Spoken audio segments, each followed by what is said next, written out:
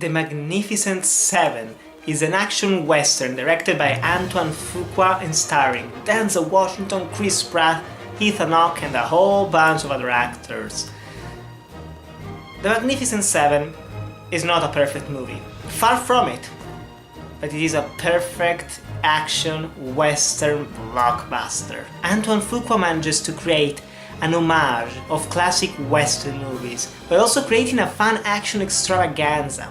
Because if you think about it, the last studio western was released in 2013, and it was The Lone Ranger, which is not all that great, and it bombed at the box office. So many studios decided not to make another big budget western movies, and it has become more of a niche genre amongst indie filmmakers, and we've gotten a whole bunch of them this year, but they've never been all so great and big and grandiose as they could be, or as they were back in the day. I watched this movie in a packed theater, and I had a great experience. Everyone was excited during the action scenes, everyone was laughing when the jokes were being told, it was just pretty darn great. One lady especially kept laughing hysterically whenever Chris Pratt opened his mouth, and it got to a point where it was almost annoying. We were like, shut up lady, she's like, he said that, he said that. It was kind of annoying, but she was having a great time, so whatever. This time our 7 heroes are much more varied than the ones in 1960. Denzel Washington plays Sam Chisholm, the bounty hunter who helps Harry Bennett to defend their village. Chris Pratt plays Josh Faraday, a charismatic gambler who joins Denzel on his quest.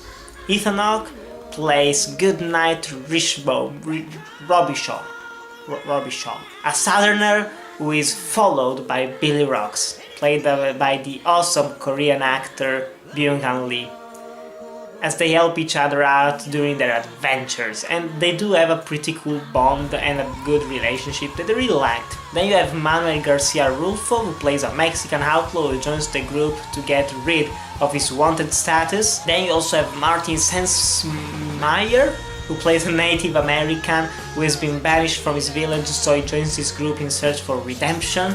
And then, last but certainly not least, was the favorite character of my audience, Vincent D'Onofrio, who plays Jack Horn. A religious hillbilly with a weird-ass voice and hunger for blood. Whenever he was on screen, everyone was just laughing, especially for his mannerisms. Just looking at him. Whenever he was on the frame, if someone looked at him, he was like, oh, he's there, and everyone just started laughing. They loved the D'Onofrio this time around, which was good, I think. It's nice to see him actually getting some good work nowadays, and he had a ton of fun playing this role, just as much as the other characters, if not more. And personally speaking, I love this new cast. Each character was memorable in his own unique way, even though most of them are one-dimensional. And I also liked Peter Sarsgaard as the villain. He was evil incarnate, especially because he was sweating all the damn time. There was water dripping all over his face. In every single frame he was in, it was wow, incredible. And the opening scene when he is introduced, you just hate him. With all of your bodies just like, ooh, that's one evil son of a bitch.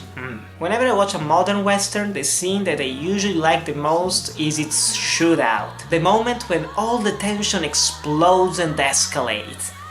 And in this movie, you got a good shootout when the Seven first arrive. And then you have a 30-minute final shootout when the evil Peter Sarsgaard attacks the village.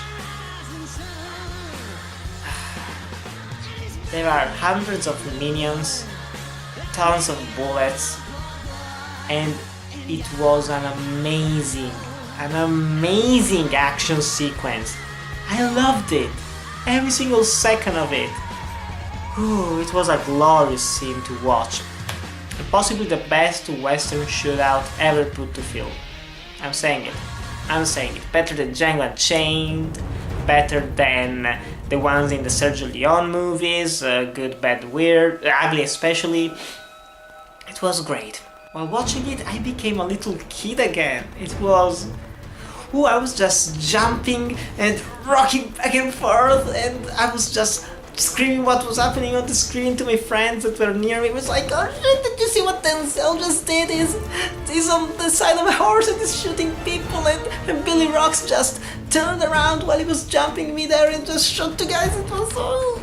And that's how I was for the last 30 minutes of the movie. Incredibly annoying, I know, but it was so exciting. I just loved it.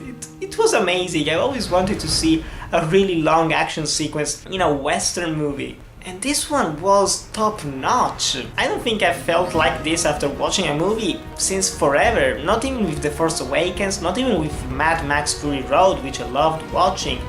And it was probably when I first saw Django Unchained at the theater in January 2013. And that was a Western too, so maybe just I am a big sucker for Western movies, but it was incredible. Truly outstanding. Truly.